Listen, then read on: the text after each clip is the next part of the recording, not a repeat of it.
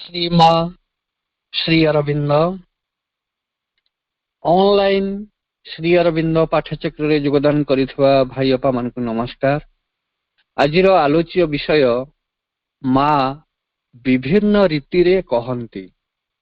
माँ विभिन्न रीति रे कहंती प्रसंग रे आलोचना करबा निमंते बरगड़ जिला बरपालीर मणीन्द्र भाई मणीन्द्र कुमार मेहर को मु अनुरोध करुछि।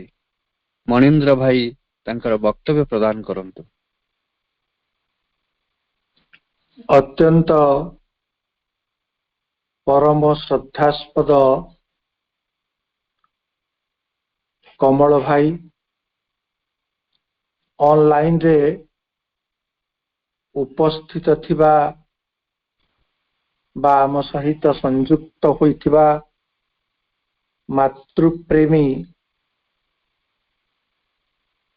भाई भौणी माने आज वास्तव रे गोटे दुर्लभ सुजोग मो भली अकिंचन को प्रदान करिसंती कमल भाई।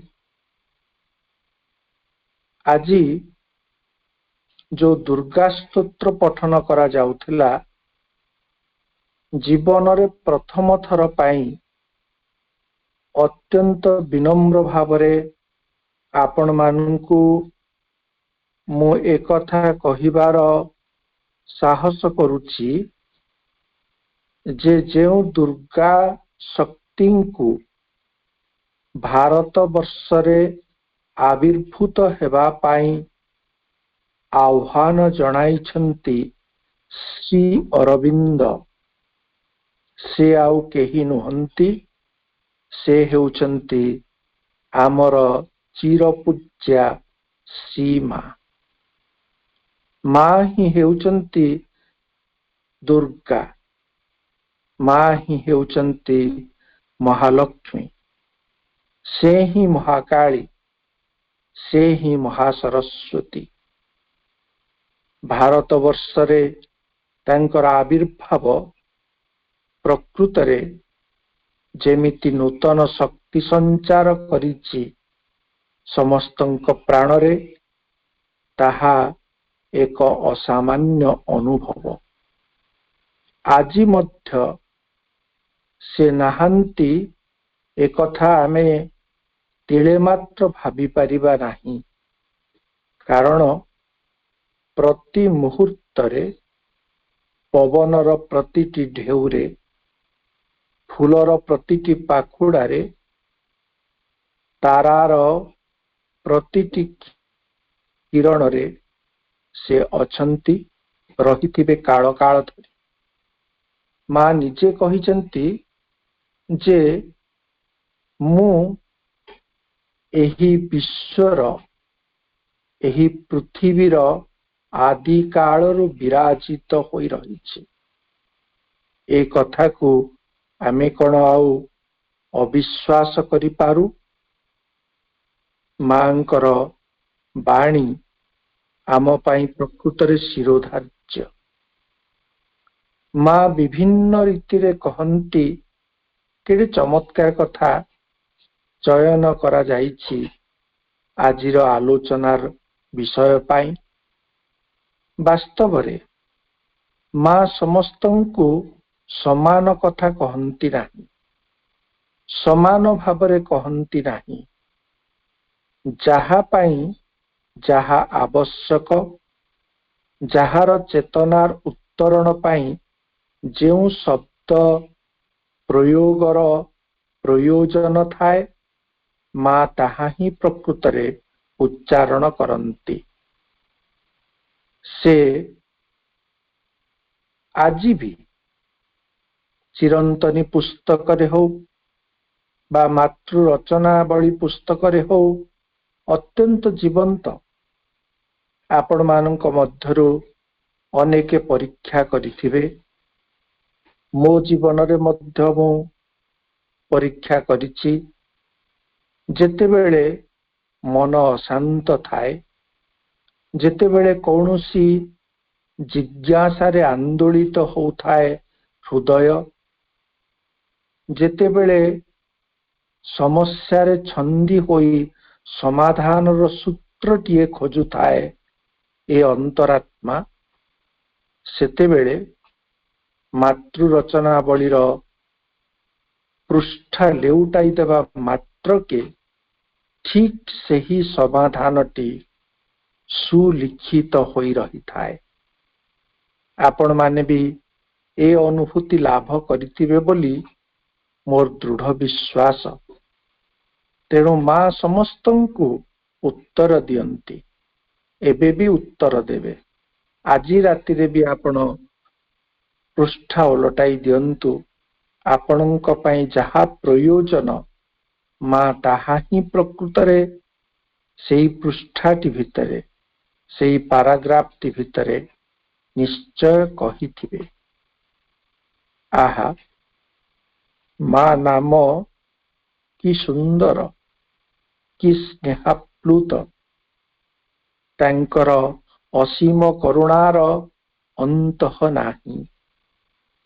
ସମସ୍ତଙ୍କୁ ଭଲ ପାଆନ୍ତି ସେ, କିନ୍ତୁ ଗୋଟିଏ କଥା, କେବେ ହେଲେ କୌଣସି ପ୍ରକାରର ଛଳନାକୁ ଆଶ୍ରୟ ଦେବା ପାଇଁ ସେ ଚାହାନ୍ତିନି। ମନେ ପଡ଼ିଯାଉଛି ଗୋଟିଏ କଥା, ଥରେ ଶ୍ରୀମା ପଣ୍ଡିଚେରୀ ଶ୍ରୀ ଅରବିନ୍ଦ ଆଶ୍ରମରେ ଯୋଉଠି ଲୁଗା ଧୁଆଯାଏ, ସଫା କରାଯାଏ, ଇସ୍ତ୍ରୀ କରାଯାଏ, ସେହି ସ୍ଥାନକୁ ଯାଉଛନ୍ତି। ଦେଖିଲେ ଯେ ପୋଷାକ ସବୁ ସଜ୍ଜିତ ହୋଇ ରହିଛି ସୁନ୍ଦର ଭାବରେ। ଯିଏ ଇସ୍ତ୍ରୀ କରନ୍ତି ସେ ହସି ହସି ଅଭିବାଦନ ଜଣାଉଛନ୍ତି ମାଙ୍କୁ। ମା କଣ କରୁଛନ୍ତି? ସିଧାସଳଖ ଭିତରେ ଥିବା ଗୋଟେ ପୋଷାକ ଯୋଉଟା ଠିକ ଭାବରେ ଇସ୍ତ୍ରୀ କରାଯାଇନି, ଯତ୍ନରେ ରଖା ହୋଇନି, ତାକୁ କାଢି ଦଉଛନ୍ତି। କହୁଛନ୍ତି, ଦେଖ ତମେ ଠିକ ଭାବରେ ଏଇଟା କରିନଥିଲ, ଏବଂ ମୋ ଦୃଷ୍ଟି ଉପରେ କେବଳ ପଡେ ନାହିଁ, ମୋ ଦୃଷ୍ଟି, ଅନ୍ତର୍ଦୃଷ୍ଟି ଭିତରକୁ ଭେଦ କରିପାରେ। ତେଣୁ ତମେ ଯାହାକୁ ଲୁଚାଇବାକୁ ଚାହୁଁଛ ତାହା ମୁଁ ଦେଖିପାରିଛି। ତେଣୁ ଆମ ହୃଦୟରେ ଆମେ ଯାହା ବି ପ୍ରକୃତରେ ଲୁଚାଇବାକୁ ଚାହିଁବା ତାହା ମା ଦେଖିପାରୁଛନ୍ତି। ଆଉ ତାଙ୍କ ଆଗରେ ଆମେ କୌଣସି କଥା ଲୁଚାଇ ପାରିବା ନାହିଁ।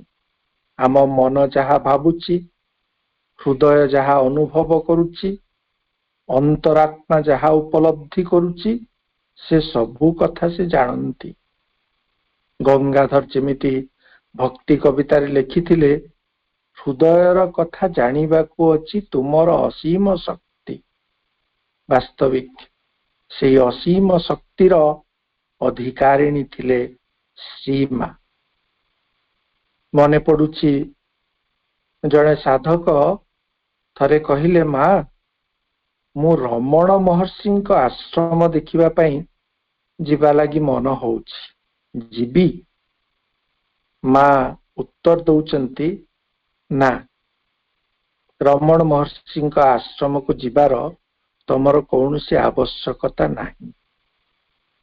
ମନରେ ମୋର ବି ପ୍ରଶ୍ନ ଉଠିଥିଲା, ରମଣ ମହର୍ଷି କେତେ ବିରାଟ ବ୍ୟକ୍ତିତ୍ୱ, କେତେ ମହାନ, କରୁଣାଦୀପ୍ତ ତାଙ୍କର ଆଖି ଯୋଡ଼ିକ, ତାଙ୍କ ଆଶ୍ରମକୁ ଯିବା ପାଇଁ ମନା କଲେ କାହିଁକି ମା? ତାପରେ ଉତ୍ତର ନିଜେ ମୋ ଅନ୍ତର ଭିତରୁ ପାଇଥିଲି। ସେ ଉତ୍ତରଟି ହଉଛି ଯେ ଯେଉଁ ସାଧକଙ୍କୁ, ଯେଉଁ ଭକ୍ତଙ୍କୁ, ଯେଉଁ ସନ୍ତାନଙ୍କୁ ସେ ଏ ବାଣୀ ଶୁଣାଇଥିଲେ, ସେ ଜାଣୁଥିଲେ ଯେ ତାଙ୍କର ଏକାଗ୍ରତା ଏହା ଦ୍ୱାରା ନଷ୍ଟ ହେବ ବୋଲି। ସେଥିପାଇଁ ପଣ୍ଡିଚେରୀ ଶ୍ରୀ ଅରବିନ୍ଦ ଆଶ୍ରମରେ ରହି ଗୋଟିଏ ବିଷୟରେ ଜଣେ ମହାପୁରୁଷଙ୍କ ଉପରେ ନିଜ ମନକୁ ଧ୍ୟାନସ୍ଥ କରିବା ପାଇଁ ସେ ପ୍ରେରଣା ଦେଇଥିଲେ ତାଙ୍କୁ। ତେଣୁ ତାଙ୍କ ପାଇଁ ଯାହା ଉପଯୁକ୍ତ ଥିଲା ସେଇ କଥା ହିଁ ମା କହିଲେ। ସେଭଳି କେତେ ଘଟଣା ଅଛି। ମନେ ପଡୁଛି ଗୋଟେ କଥା ଯେ କଣ ସେ କଥାଟି ନା ଜଣେ ମାତୃସ୍ଥାନୀୟା ଜଣେ ମହିଳା ସେ ଆଶ୍ରମରେ ସବୁବେଳେ ମାନେ ଅପ୍ରୀତିକର ବାତାବରଣ ସୃଷ୍ଟି କରନ୍ତି। ତାଙ୍କୁ ଆଶ୍ରମରୁ ବାହାର କରିଦେବା ପାଇଁ ସ୍ଥିର ହେଲା। ପରିଚାଳନା ଦାୟିତ୍ୱରେ ଯେ ଥିଲେ ସେ ଆସି ମାଙ୍କୁ କହିଲେ ଯେ ମା ତାକୁ ଆମେ ବାହାର କରିଦେବା। ମା କହିଲେ ହଁ ହଁ ନିଶ୍ଚୟ ବାହାର କରିଦିଅ। ତାପରେ ଯୋଉ ମହିଳାଙ୍କ ସମ୍ପର୍କରେ ଅଭିଯୋଗ ହେଇଥିଲା ସେ ନିଜେ ଆସି ମାଙ୍କୁ ଦେଖା କଲେ। କହିଲେ ମା ମୁଁ ପ୍ରକୃତରେ କଣ ବାହାରି ଯିବି ଏ ଆଶ୍ରମରୁ? ମା କହିଲେ ନାଇଁ ନାଇଁ ଆଶ୍ରମରୁ ବାହାରି ଯିବ କାହିଁକି, ଏଇଠି ହିଁ ରହ। ତାପରେ ପରିଚାଳକ ଆଶ୍ଚର୍ଯ୍ୟ ହେଲେ ଘଟଣାରେ। ଦ୍ୱିତୀୟ ଥର ପୁଣି ତାଙ୍କର ସେମିତି ମାନେ ଅଘଟଣ ଘଟିଲା ତାଙ୍କ ଦ୍ୱାରା। ଆସି ପରିଚାଳକ କହିଲେ ମାଙ୍କୁ ଯେ ମା ସେ ପୁଣି ଏଭଳି ଅପ୍ରୀତିକର ଘଟଣା ଘଟାଉଛନ୍ତି, ତେଣୁ ତାଙ୍କୁ ଆମେ ଆଶ୍ରମରେ ରଖିବା। ମା କହିଲେ ନାଇଁ ନାଇଁ ତାଙ୍କୁ ବାହାର କରିଦେବା। ତାପରେ ସେ ଆଦେଶ ଦେଇଦେଲେ ଯେ ତମେ ବାହାରି ଯାଅ। ସେଇ ମହିଳା ଜଣକ ପୁନଶ୍ଚ ମାଙ୍କ ପାଖକୁ ଆସନ୍ତି, ମାଙ୍କ ଆଗରେ ବସନ୍ତି। ମାଙ୍କୁ ପଚାରନ୍ତି ସେଇ ଏକା ପ୍ରଶ୍ନ, ମା ମୁଁ କଣ ବାହାରି ଯିବି ଆଶ୍ରମରୁ? ମା ତାଙ୍କୁ କ୍ଷଣେ ଚାହିଁଲେ, କହିଲେ ନା ନା ତମେ ବାହାରି ଯିବ କାହିଁକି, ଏ ଆଶ୍ରମରେ ରୁହ ତମେ। ବଡ ଆଶ୍ଚର୍ଯ୍ୟ କଥା। ପରିଚାଳକ ଯିଏ ବ୍ୟକ୍ତି ଜଣକ ଭକ୍ତ ଜଣକ ସେ ଆସି ମାଙ୍କୁ କହିଲେ ଭାରି ମାନେ ଅଭିଯୋଗ ଅନୁଯୋଗ ଭରା କଣ୍ଠସ୍ୱରରେ, ମା ଆପଣ ଏ କଣ କରୁଛନ୍ତି? ଆପଣ ଜଣେ ମହିଳାଙ୍କୁ ବାହାର କରିଦେବା ପାଇଁ ମତେ ଆଦେଶ ଦଉଛନ୍ତି। ମୁଁ ଯେତେବେଳେ ବାହାର କରିଦଉଛି ଆପଣଙ୍କ ପାଖକୁ ଆସିଲେ ସେ ଆପଣ ତାକୁ ରହିବା ପାଇଁ ଅନୁମତି ଦେଇ ଦଉଛନ୍ତି। ଏ କି ବିଚିତ୍ର କଥା। ସେତେବେଳେ ମା ଉତ୍ତର ଦେଲେ ହସିକିରି, କହିଲେ ଯେ କଣ ଘଟଣାଟା ଶୁଣ। ଘଟଣା କଣ ନା ସେ ଅପ୍ରୀତିକର ଦୃଶ୍ୟ ସୃଷ୍ଟି କରୁଛନ୍ତି ଆଶ୍ରମରେ, ସତ ଏ କଥା। କିନ୍ତୁ ଯେତେବେଳେ ମୋ ପାଖକୁ ସେ ଆସୁଛନ୍ତି ମୁଁ ତାଙ୍କର ଚୈତ୍ୟ ସତ୍ତାଟିକୁ ପ୍ରତ୍ୟକ୍ଷ କରିପାରୁଛି। ମୁଁ ଦେଖିପାରୁଛି ତାଙ୍କ ଚୈତ୍ୟ ସତ୍ତାଟିକୁ। ସେ ଉଜ୍ଜୀବିତ ହେବା ପାଇଁ ଆକୁଳ, ତେଣୁ ମୁଁ ତାଙ୍କୁ ରହିବା ପାଇଁ କହେ। ଯୋଉ ଭକ୍ତ ଜଣଙ୍କର ହୃଦୟରେ ଭରି ରହିଥିଲା ଅନୁଯୋଗର ସ୍ୱର, ସେ ବୁଝିଗଲେ ଯେ ମା ପ୍ରକୃତରେ ତାଙ୍କର ସୂକ୍ଷ୍ମ ଦୃଷ୍ଟିରେ ମଣିଷ ଭିତରେ ଥିବା କେତେ ସମ୍ଭାବନାକୁ ପ୍ରକୃତରେ ଦେଖିପାରନ୍ତି। ଏଣୁ ଏଭଳି ଗୋଟିଏ ଗୋଟିଏ ଘଟଣା ଯଦି ଆମେମାନେ ଶୁଣିବା, ଜାଣିବା, ପଢିବା, ତାହେଲେ ପ୍ରକୃତରେ ବିସ୍ମୟାଭିଭୂତ ହୋଇ ରହିଯିବା ସେଇ କ୍ଷଣରେ। ସେଭଳି ଶ୍ରୀ ଅରବିନ୍ଦଙ୍କ ସାହିତ୍ୟ ପଢିବା ପାଇଁ ସେ ସମସ୍ତଙ୍କୁ ପ୍ରେରଣା ଦିଅନ୍ତି। ଶିକ୍ଷକ ମାନଙ୍କୁ ଶ୍ରେଣୀ କକ୍ଷରେ ଶୃଙ୍ଖଳା ରଖିବା ପାଇଁ ପ୍ରେରଣା ଦିଅନ୍ତି। ଆଜିକାଲି ଆପଣ ମାନେ ଦେଖୁଥିବେ ବହୁତ ମାନେ ଶ୍ରେଣୀ କକ୍ଷରେ ପିଲାମାନଙ୍କର ବିଶୃଙ୍ଖଳିତ ଆଚରଣ। ଜଣେ ଶିକ୍ଷକ ଥରେ ମାଙ୍କୁ ପଚାରିଲେ, ମା ଯେ ମୋ ଶ୍ରେଣୀ କକ୍ଷରେ ମୋ କ୍ଲାସରେ ପିଲାମାନେ ଭାରି ଉତ୍ପାତ କରୁଛନ୍ତି, କଣ କରିବି? ସେମାନଙ୍କୁ ଗାଳି ଦେବି, ଶୋଧିବି, କଣ କରିବି ମା ମତେ କହନ୍ତୁ। ମା କହିଲେ ନାଇଁ ନାଇଁ ତମର କିଛି କରିବାର ନାହିଁ। ତାହେଲେ ତମେ ଚୁପଚାପ ଶ୍ରେଣୀ କକ୍ଷରେ ବସିବ, ପ୍ରତ୍ୟେକ ପିଲାଙ୍କୁ ସ୍ନେହରେ ଅନାଇବ ଏବଂ ଦେଖିବ ତାପରେ ଶ୍ରେଣୀ କକ୍ଷରେ ଶୃଙ୍ଖଳା ଆପେ ଆପେ ସୃଷ୍ଟି ହୋଇଯାଉଛି। ମୋ ନିଜ ଅନୁଭୂତିରୁ ଜଣେ ଶିକ୍ଷକ ଭାବରେ ମୁଁ ଜାଣେ ଯେ ମୁଁ ଯେତେବେଳେ ପ୍ରକୃତରେ ମହାବିଦ୍ୟାଳୟରେ ମଧ୍ୟ ପାଠଦାନ କରୁଥିଲି, ଶତାଧିକ ପିଲା ଯେତେବେଳେ ଶ୍ରେଣୀ କକ୍ଷରେ ବସନ୍ତି, ବିଶୃଙ୍ଖଳିତ ଯେତେବେଳେ ଗୋଟେ ହାଟ ବସିବା ଭଳି ହେଇଥାଏ, ସେତେବେଳେ ମଧ୍ୟ ଯଦି ମୁଁ ପ୍ରବେଶ କରିଛି ସେ କକ୍ଷକୁ, ମୁଁ ପ୍ରକୃତରେ କାହାକୁ କିଛି କହେ ନାହିଁ। ପୁରା ପ୍ରଥମ ଧାଡିରୁ ଆରମ୍ଭ କରି ଶେଷ ଧାଡି ପର୍ଯ୍ୟନ୍ତ ସମସ୍ତଙ୍କୁ ମନ ଭରି ସ୍ନେହରେ ପୁରା ଦେଖେ, ଦେଖି ଦେଖି ଚାଲେ। ମୋ ଦୃଷ୍ଟି ଯେମିତି ଯେମିତି ପଡି ପଡି ଯାଉଥିବ, ଗୋଟିଏ ଗୋଟିଏ ବେଞ୍ଚ ଉପରେ ନୀରବତା ଛାଇ ହୋଇ ହୋଇ ଯାଉଥିବ ଶେଷ ଧାଡି ପର୍ଯ୍ୟନ୍ତ। ତାପରେ ସମଗ୍ର ପରିବେଶ ହେଇଯିବ ନିସ୍ତବ୍ଧ। ତେଣୁ ଦେଖନ୍ତୁ ମା କି ଚମତ୍କାର ଶୈଳୀରେ ମାନେ ଶୃଙ୍ଖଳା ସୃଷ୍ଟି କରିବାର ଉପାୟ ଆମକୁ କହି ଦଉଛନ୍ତି। ତେଣୁ ସମସ୍ତଙ୍କୁ ଏତେ ଭକ୍ତ ଥିଲେ, କିଏ କୋଉ ପ୍ରକାର ଫୁଲ ନେଇ ତାଙ୍କୁ ଉପହାର ଦେବ, ସେ ଫୁଲର ରଙ୍ଗ, ସେ ଫୁଲର ନାମ, ସେ ଫୁଲର ଆଧ୍ୟାତ୍ମିକ ମହତ୍ଵ ଅନୁସାରେ ତା ହୃଦୟକୁ ପରଖି ନେଇ ପାରୁଥିଲେ ଶ୍ରୀମା। ତେଣୁ ଅସଂଖ୍ୟ ଘଟଣା। ଜଣେ ଥରେ କହିଲେ ଯେ ମା, ଯେ ଆମ ଅଞ୍ଚଳରେ ମରୁଡି ପଡିଲା, ଫସଲ ହେଇନି ଥର, ଭାରି ଆମେ ଅସୁବିଧାରେ ଅଛୁ। ସେତେବେଳେ ମା ତାଙ୍କୁ ଉତ୍ତର ଦେଇ କହୁଛନ୍ତି, ଆରେ ଏ କଥା ଘଟିଛି ତମ ଅଞ୍ଚଳରେ, ତମେ ମତେ ସେ କଥା କହିଲନି, ଜଣେଇଲନି କାହିଁକି? ଦେଖନ୍ତୁ ତାଙ୍କ ଭିତରେ ଯୋଉ ଦିବ୍ୟ ଶକ୍ତି ଥିଲା, ସେ ଶକ୍ତି ବଳରେ ସେ ପ୍ରକୃତରେ ମରୁଡ଼ିଗ୍ରସ୍ତ ଅଞ୍ଚଳରେ ମେଘ ଆଗମନ ସକାଶେ ପରିବେଶ ସୃଷ୍ଟି କରିପାରିବା କ୍ଷମତା ରଖୁଥିଲେ।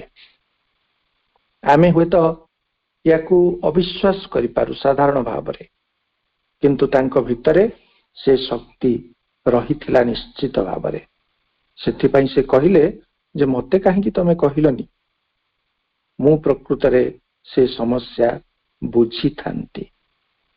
ତେଣୁ ପ୍ରତ୍ୟେକ କଥା ମାଙ୍କୁ ଜଣେଇବା ହଉଛି ଏକ ସୁନ୍ଦର ଉପଲବ୍ଧି। ନୀରବରେ ହଉ ବା ସରବରେ ହଉ, ନିଶବ୍ଦରେ ହଉ ବା ଶବ୍ଦରେ ହଉ, ଆମେ ମାଙ୍କୁ ଆମ ଅନ୍ତର କଥା ସବୁବେଳେ ଜଣାଇବା। ଜଣାଇବା ଦ୍ୱାରା ଯାହାକୁ ଯାହା ମା କହିବା ଦରକାର ତାହା ହିଁ ପ୍ରକୃତରେ ସେ କହିବେ। ଅନ୍ୟ କଥା କିଛି ସେ ଆଦୌ କହିବେ ନାହିଁ। ସେଥିପାଇଁ ତ ଶ୍ରୀ ଅରବିନ୍ଦଙ୍କ ସାହିତ୍ୟ ବୁଝିପାରୁନଥିବା ଝିଅଟିର ବକ୍ଷସ୍ଥଳରେ ହାତ ଦେଇ ସେ କହନ୍ତି ଯେ ତମର ଏସବୁ ପଢିବାର କିଛି ଆବଶ୍ୟକତା ନାହିଁ ଝିଅ। ଯାହା ସତ୍ୟ, ନିରାଟ ସତ୍ୟ, ଯାହା ପରମ ଦିବ୍ୟ ଅନୁଭବ, ତାହା ତମ ହୃଦୟରେ ରହିଛି, ଏଇ ଅନ୍ତଃସ୍ଥଳରେ ରହିଛି, ସେଇଠୁ ବାହାରିବ। ସେ କହନ୍ତିନି ଯେ ନାଇଁ ନାଇଁ ତମକୁ ଯେତିକି କଷ୍ଟ ଲାଗୁ ତମେ ପଢ, ନା, ତାକୁ କହିନାହାନ୍ତି ସେମିତି। ତେଣୁ ପ୍ରତ୍ୟେକଙ୍କୁ ଆଉ କାହାକୁ କହୁଛନ୍ତି ଯେ ଶ୍ରୀ ଅରବିନ୍ଦଙ୍କ ରଚନା ତମେ ପଢ, ବୁଝି ନ ପାରୁଥିଲେ ମଧ୍ୟ ପଢ। କାହାକୁ କହୁଛନ୍ତି ପଢ ନା, କାହାକୁ କହୁଛନ୍ତି ବୁଝି ପାରୁନଥିଲେ ମଧ୍ୟ ପଢ। ଏହାର ଉତ୍ତର ହଉଛି ଯେ ପ୍ରକୃତରେ ସେ ଦେଖିପାରୁଥିଲେ। ଏପରିକି ଆପଣମାନେ ଆଶ୍ଚର୍ଯ୍ୟ ହେବେ, ମୁଁ ଯାହା ଶୁଣିଛି ଜାଣିଛି ସେଇ କଥା କହୁଛି। ଶ୍ରୀ ଅରବିନ୍ଦ ଆଶ୍ରମରେ ଯୋଉ ଛାତ୍ରଛାତ୍ରୀ ମାନଙ୍କୁ ପ୍ରବେଶାଧିକାର ମିଳୁଥିଲା ମା ଥିବା ବେଳେ। ସେତେବେଳେ ଫଟୋ ଚିତ୍ର ସବୁ ଆଲୋକ ଚିତ୍ର ପଠାନ୍ତି, ପାସପୋର୍ଟ ସାଇଜର ଫଟୋ ଯେମିତି। ଆଶ୍ଚର୍ଯ୍ୟ କଥା, ମା ଫଟୋ ଚିତ୍ର ଦେଖି କହିଦେଇ ପାରୁଥିଲେ କିଏ ପ୍ରକୃତରେ ଆଶ୍ରମ ପାଇଁ ଉପଯୁକ୍ତ, କିଏ ନୁହେଁ। ସେ ବାଛି ଦଉଥିଲେ, ଏଇମାନେ ହଉଛନ୍ତି ଆଶ୍ରମର ଛାତ୍ରଛାତ୍ରୀ, ଏଇମାନେ ଏଇଠି ପଢିବେ। କି ଅନ୍ତର୍ଦୃଷ୍ଟି, କି ଦିବ୍ୟ ଚେତନା! ତେଣୁ ସମସ୍ତଙ୍କୁ ଏବଂ ସବୁ କଥାକୁ ଅତି ଗଭୀର ଭାବରେ ଦେଖିପାରିବା, ଅନୁଭବ କରିବାର ଅସୀମ ଶକ୍ତି ତାଙ୍କ ଭିତରେ ସଞ୍ଚିତ ହୋଇ ରହିଥିଲା। ସେ ପରା ତାଙ୍କ ମାଙ୍କୁ ଉତ୍ତର ଦେଲେ। ଆପଣମାନେ ତାଙ୍କ ଜୀବନୀ ଯୋଉମାନେ ପଢିଛନ୍ତି ନିଶ୍ଚୟ ମନେ ରଖିଥିବେ ଯେ ତାଙ୍କ ମା ତାଙ୍କୁ ଦିନେ କହିଲେ, ଇଏ ମୀରା ସେ ଗୋଟେ ଷ୍ଟୁଲ ଉପରେ ବସନ୍ତି କି ଚୌକି ଉପରେ ବସନ୍ତି, ଭାରି ଗମ୍ଭୀର ହୋଇ ବସନ୍ତି। 5 ବର୍ଷ ବୟସର ବାଳିକା ଥିବା ବେଳୁ ଭାରି ଗମ୍ଭୀର ହୋଇ ବସନ୍ତି। ତାଙ୍କ ମା ତାଙ୍କୁ ଦିନେ କହିଲେ ଯେ କଣ ତୁ ଏମିତି ବସିଛୁ, ଯେମିତି ସାରା ପୃଥିବୀର ଦାୟିତ୍ୱ ତୋ ମୁଣ୍ଡ ଉପରେ ଅଛି, ଏଇଭଳି ବସିଛୁ। ମା ତାପରେ କହିଲେ, ତାଙ୍କ ମାଙ୍କୁ କହୁଛନ୍ତି, ହଁ ହଁ ମା ତମେ ଠିକ କହିଛ। ଗମ୍ଭୀର ଭାବରେ କହୁଛନ୍ତି, ହଁ ହଁ ମା ତମେ ଠିକ କହୁଛ। ପ୍ରକୃତରେ ସମଗ୍ର ପୃଥିବୀର ଭାର ମୋ ଉପରେ ଅର୍ପିତ ହୋଇ ରହିଛି। ଏହି ମହାନ ସତ୍ୟ ସେଇ 5 ବର୍ଷ ବୟସରୁ ମା ଅନୁଭବ କରୁଥିଲେ। ତାଙ୍କ ଜନ୍ମ ରହସ୍ୟ ସେ ପ୍ରକୃତରେ ଜାଣିଥିଲେ। ସେ କାହିଁକି ଆବିର୍ଭୂତ ହୋଇଛନ୍ତି ଏ ଧରିତ୍ରୀ ବକ୍ଷରେ, ସେହି ଅନ୍ତର୍ସତ୍ୟ ସେ ମର୍ମେ ମର୍ମେ ଅନୁଭବ କରୁଥିଲେ। ସେଥିପାଇଁ ତାଙ୍କର ପ୍ରତ୍ୟେକଟି କଥା ଭିତରେ ଏତେ ମାଧୁର୍ଯ୍ୟ ଭରି ରହିଛି। ଯେତେବେଳେ ଶ୍ରୀମା ପ୍ରଥମେ ଆସିଲେ ଆଶ୍ରମକୁ, ଆପଣମାନେ ଅନେକ ନିଶ୍ଚୟ ଜାଣିଥିବେ, ମୁଁ କିଛି ନୂଆ କଥା କହୁନି। ଯେ ଘଟିଛି କଣ, ଯେତେବେଳେ ପ୍ରଥମେ ଆସିଲେ ମା, ସେତେବେଳେ ଦେଖିଲେ ଯେ ଶ୍ରୀ ଅରବିନ୍ଦଙ୍କର ଯୋଉମାନେ ଭକ୍ତବୃନ୍ଦ, ସେମାନେ ମାଙ୍କୁ ଯଥୋଚିତ, ଶ୍ରୀ ଅରବିନ୍ଦଙ୍କୁ ଯଥୋଚିତ ସମ୍ମାନ ଦଉନାହାନ୍ତି। ଗୁରୁଙ୍କୁ କେମିତି ସମ୍ମାନ ଦିଆଯାଏ ସେ କଥା ପ୍ରକୃତରେ ମା ହିଁ ପ୍ରଥମେ ଶିଖାଇଛନ୍ତି। ଦେଖନ୍ତୁ, ମା ଶିଖାଇଦେଲେ ଯେ ଶ୍ରୀ ଅରବିନ୍ଦଙ୍କୁ କେମିତି ଭକ୍ତି ଅର୍ପଣ କରାଯାଏ, କେମିତି ନମସ୍କାର କରାଯାଏ, କେମିତି ପ୍ରଣାମ କରାଯାଏ, କେମିତି ପ୍ରକୃତରେ ତାଙ୍କର ଯତ୍ନ ନିଆଯାଏ ଏବଂ ନିଜକୁ କିଭଳି ସମର୍ପିତ କରିବାକୁ ହୁଏ ତାଙ୍କ ଚରଣ ତଳେ, ଏକଥା ମା ପ୍ରକୃତରେ ଶିଖେଇଦେଲେ।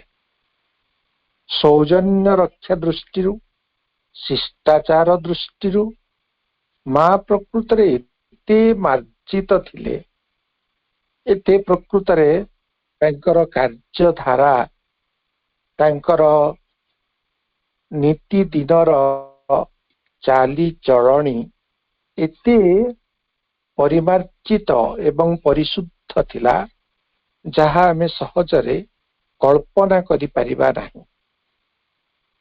ଥରେ କେହି ଜଣେ କହିଲେ, ମୋର ମନେ ପଡୁଛି, ମା ଆପଣ ଏତେ ସୁନ୍ଦର ସୁନ୍ଦର ପୋଷାକ ସବୁ ପିନ୍ଧୁଛନ୍ତି କାହିଁକି? ସୁନ୍ଦର ଶାଢୀ, ଏତେ ଦାମିକା ଶାଢୀ, ଏଇଟା କଣ ଭଲ କଥା ପ୍ରକୃତରେ?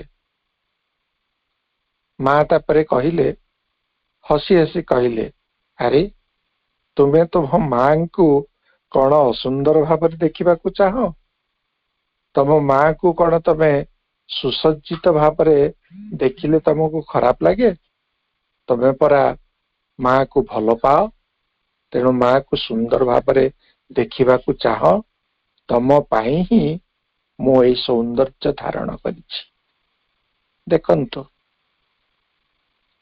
ଶିଶୁଠୁ ଆରମ୍ଭ କରି प्रवीण मान पर्यंत जो मैंने मां को भल पाउथिले निरत से समस्त को से एई भली सौंदर्यर प्रतिमा तांकर नेई उद्भासिता होइचंती सर्वदा। तांकर कथा सुंदर, तांकर पोशाक सुंदर, तांकर चालिबा सुंदर, तांकर प्रतिटी व्यवहार सुंदर, असुंदर बोली किछि प्रकृतरे नथिला। सबु किछि मार्जित, सबु किछि माने अत्यंत सुरभित। जेमिति मां चली गले गोटे सुगंधर तरंग जेमिति ढेउ जेमिति भासी आसुछि एमिति लागिब। थरे कहिले जे कौन ना गोटे गोटे गछ माने कटा हबार थाए। मां कहिले नाई नाई से गछ काटना काहीकि ना गत काली राति रे से गछर जो अंतः सत्ता से आसी मते अनुरोध करिछि जे मते जेमिति मां केही न काटंतु आपण मते रक्षा करंतु। मां कहिले गछर ए प्रार्थना मु सुनिछि तेणु तमे ताकू काटिबाकू जाओ ना। से बिलेटिए हो कुकुरटिए हो एपरिकी हिंस्र बाघ बा सिंह हुंतु से समस्तंक मन कथा जानी पारुथिले। थरे गोटे माने जो चिड़ियाखाना रे से सिंह देखिबा को जाइचंती। सेते बेले से सिंहटा लुचिछि भितरे लुचिछि से बाहर बाहरुनी। मां तापरे कहउचंती अन्य माने चित्कार करचंती। मां कहले र र केही चित्कार करना। मां कहउचंती आ सिंह तते देखिबा पई आमे समस्ते आसीछु। तू बहुत भल, तू बहुत सुंदर, तते देखिले हमको बहुत खुशी लागे। टिके बाहरिया तो बापा टिके बाहरिया एई भली माने अत्यंत मधुर बाणी सुनी से सिंह धीरे धीरे मुंड टेकिछि एवं बाहर को आसीछि। देखंतु माने गोटे बाघ हिंस्र बा गोटे सिंह ताकू मध्य आयत्त करिवार, ताकू मध्य प्रलोभित करिवार, प्रलुब्ध करिवार, आयत्त करिवार शक्ति मांकर केमिति नियंत्रण भितर थिला। स्नेह को सेइति पई से सब बेले गुरुत्व देइचंती।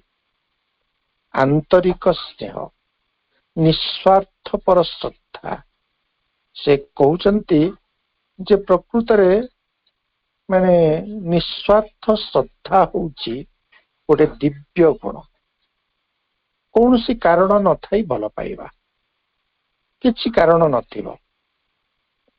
मां को पूजा कले, श्री मां को पूजा कले एई धन संपत्ति मते मिलिबो, एई घर द्वार मते मिलिबो, कोठा बाड़ी मिलिबो, सेति पई आमे मां को पूजा करिबा ता नुहे।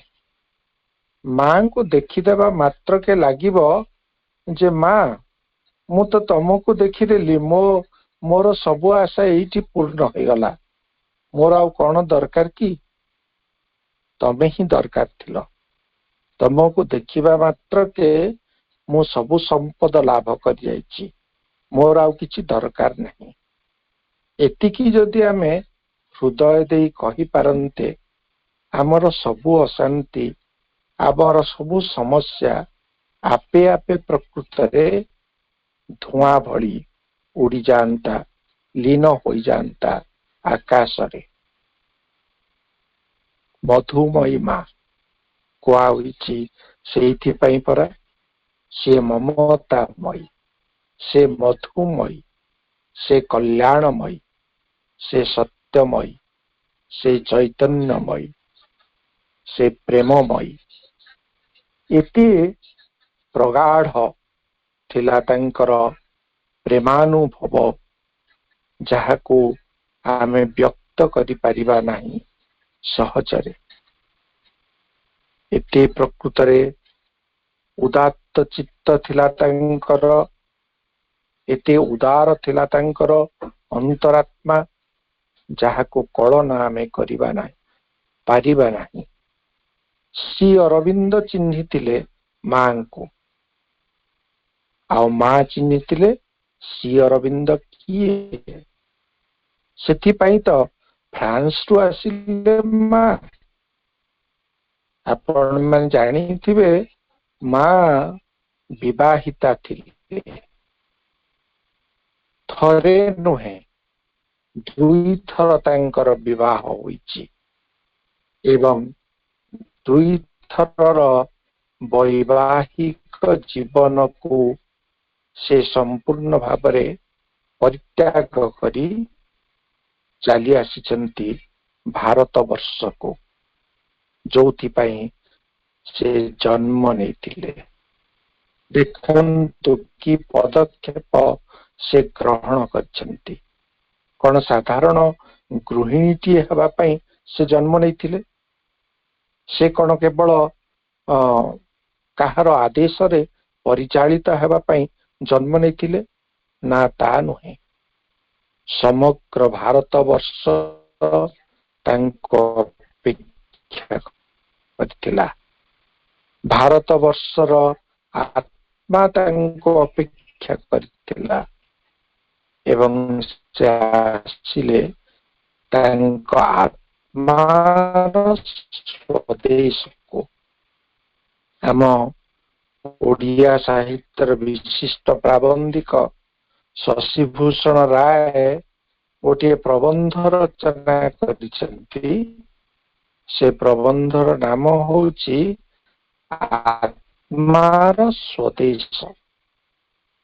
ତେଣୁ ଏ ଭାରତ ବର୍ଷ ଥିଲା ଶ୍ରୀମାଙ୍କର ଆତ୍ମାର ସ୍ୱଦେଶ।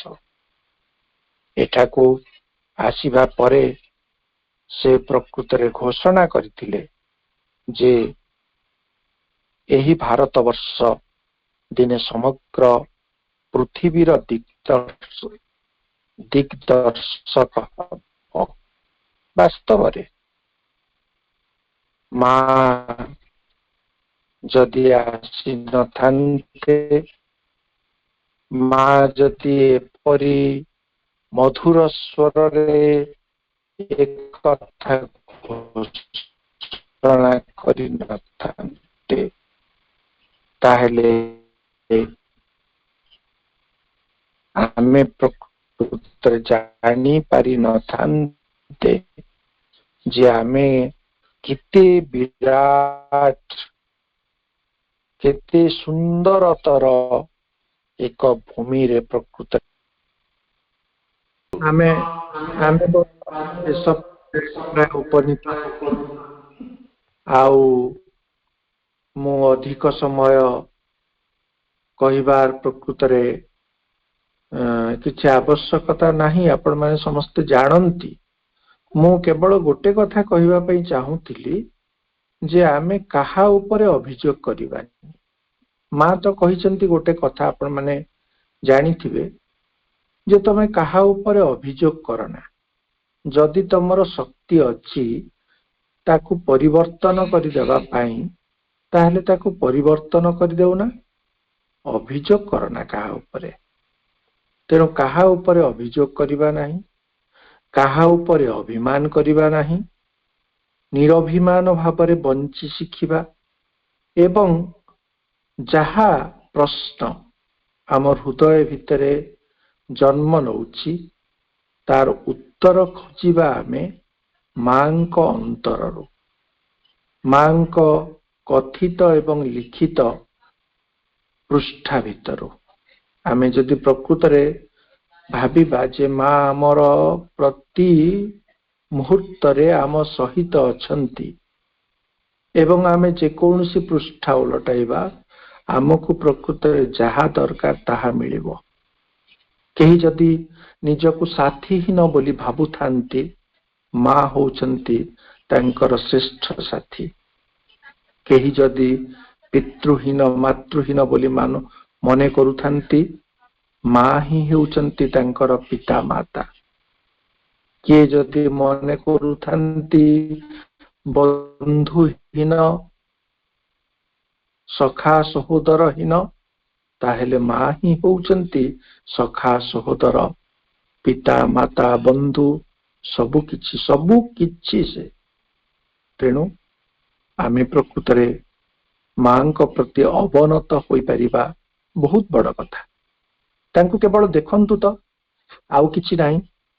ତାଙ୍କ ଉଭୟ ଆଖି, ସେ ଆଖି ଭିତରେ କେତେ ପ୍ରେମ ଉଛୁଳି ଉଠୁଛି। ସେ ଆଖି ଦୁଇଟି କେତେ କଥା କହୁଛି ଆମକୁ। ତାଙ୍କର ଦୃଷ୍ଟିପାତ ଭିତରେ ଆମେ ଦେଖିପାରିବା ଯେ ପ୍ରକୃତରେ ସ୍ନେହର ଶୀତଳ ଜ୍ୟୋତ୍ସ୍ନା କେମିତି ଝରି ଆସୁଛି ଧୀରେ ଧୀରେ, ଏବଂ ଆମକୁ ତାହା ଶାନ୍ତ କରିଦେଉଛି। ଅଶାନ୍ତ ମନକୁ ଯଦି ଶାନ୍ତ କରିବା ପାଇଁ ଆମେ ଚାହିଁବା, ତାହେଲେ ମାଙ୍କ କଥା ହିଁ ପଢିବା। ମା ହିଁ ଆମକୁ ଶାନ୍ତ କରିଦେଇ ପାରିବେ। ସକଳ ସମସ୍ୟା ଦୂର କରିବାର ସମାଧାନ ସୂତ୍ର ଯଦି ଆମେ ଆବିଷ୍କାର କରିବାକୁ ସତକୁ ସତ ଚାହୁଁ, ତାହେଲେ ପ୍ରକୃତରେ ଆମେ ମାଙ୍କର ନିକଟବର୍ତ୍ତୀ ହେବା। ଆଉ କେହି ବାସ୍ତବରେ ଏତେ ସୁନ୍ଦର ଭାବରେ, ଏତେ ଚମତ୍କାର ଭାବରେ ସମସ୍ୟାର ସମାଧାନ କରିପାରିବେ ନାହିଁ, ମା ଯେମିତି ଭାବରେ ତାହା କରିଦେଇ ପାରିବେ ଅଲୌକିକ ରୀତିରେ। ତେଣୁ ତାଙ୍କର ଯୋଉ ବିଭିନ୍ନ ରୀତି ବୋଲି ଆମେ କହୁଛୁ, ସେ ବିଭିନ୍ନତା ଭିତରେ ରହିଛି ଦିବ୍ୟତା, ରହିଛି ଅଲୌକିକତା, ରହିଛି ପ୍ରକୃତରେ ଏଭଳି ଅନ୍ତର୍ନିହିତ ଶକ୍ତି, ଶ୍ରଦ୍ଧାଶୀଳତା, ଯାହା ଆମ ସମସ୍ତଙ୍କ ପାଇଁ ପ୍ରକୃତରେ ଦିବ୍ୟ ପ୍ରେରଣାର ପରମ ଉତ୍ସ। ମା ଯଦି ଆସିନଥାନ୍ତେ, ଆପଣମାନଙ୍କୁ ବିନମ୍ର ଭାବରେ ମୁଁ କହି ରଖୁଛି, ସତ କଥା, ଆମେ ଶ୍ରୀ ଅରବିନ୍ଦଙ୍କୁ ଯେମିତି ପ୍ରକୃତରେ ଆଜି ଜାଣିଛୁ, ଜାଣିବାର ସୁଯୋଗ ପାଇଛୁ, ଶ୍ରୀ ଅରବିନ୍ଦଙ୍କ ଦର୍ଶନ ଯେମିତି ପ୍ରସାରିତ ହୋଇଛି, ଯେପରି ପ୍ରଚାରିତ ହୋଇଛି, ତାହା ପ୍ରକୃତରେ ହୋଇପାରି ନଥାନ୍ତା କେବେ ହେଲେ। ଶ୍ରୀ ଅରବିନ୍ଦଙ୍କର ଦର୍ଶନ ଗ୍ରନ୍ଥ ସବୁ ହୁଏତ ଗ୍ରନ୍ଥାଗାରରେ ପରିଶୋଭିତ ହୋଇଥାନ୍ତା।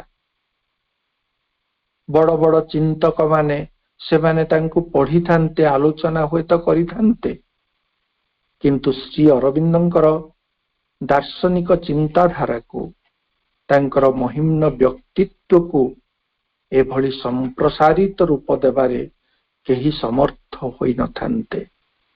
ମା ଆସିଲେ, ସେଇଥିପାଇଁ ଶ୍ରୀ ଅରବିନ୍ଦ ପ୍ରକୃତରେ ଯେଉଁ ଉଚ୍ଚାସନରେ ପ୍ରତିଷ୍ଠିତ ହେବା ପାଇଁ ଜନ୍ମ ହୋଇଥିଲେ, ସେହି ଉଚ୍ଚାସନରେ ପ୍ରତିଷ୍ଠିତ ହେଲେ ସେ। ମା ହିଁ ପ୍ରକୃତରେ ଶ୍ରୀ ଅରବିନ୍ଦଙ୍କୁ ଯେଉଁ ଶ୍ରଦ୍ଧା ଅର୍ପଣ କଲେ, ଯେଉଁ ଭକ୍ତି ଅର୍ପଣ କଲେ, ଯେଉଁ ନୈବେଦ୍ୟ ଅର୍ପଣ କଲେ, ଯେଉଁ ଅର୍ଘ୍ୟଦାନ କଲେ, ତାହା ହେଲା ତାଙ୍କର ଶ୍ରେଷ୍ଠ ଦାନ।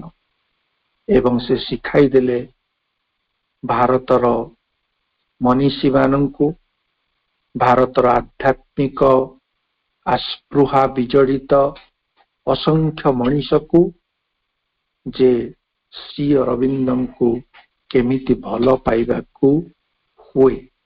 ଶ୍ରୀ ଅରବିନ୍ଦଙ୍କୁ କେତେ ଭଲ ପାଉଥିଲେ ମା? ସେ ଏକ ଦିବ୍ୟ ପ୍ରେମର ଅନୁଭୂତି।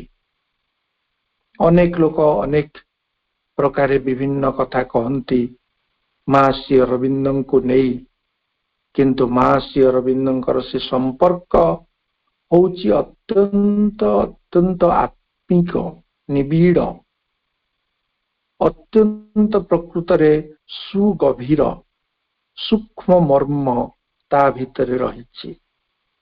ଆମେ ତାକୁ କଳନା କରିପାରିବା एते सहज प्रकृतरे नुहे। आमे साधारण पुरुष बा नारी भावरे आमे तांको देखि परिबा नाही। सेमाने प्रकृतरे होउचंती जेमिति कहिले विदग्ध चिंतामणि रे कहिले अभिमन्यु सामंत सिंहार जे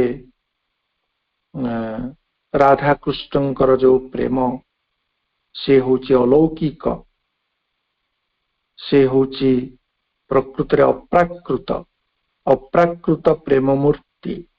जय राधा हरि अव्यक्त लीला को व्यक्त कर अवतरी।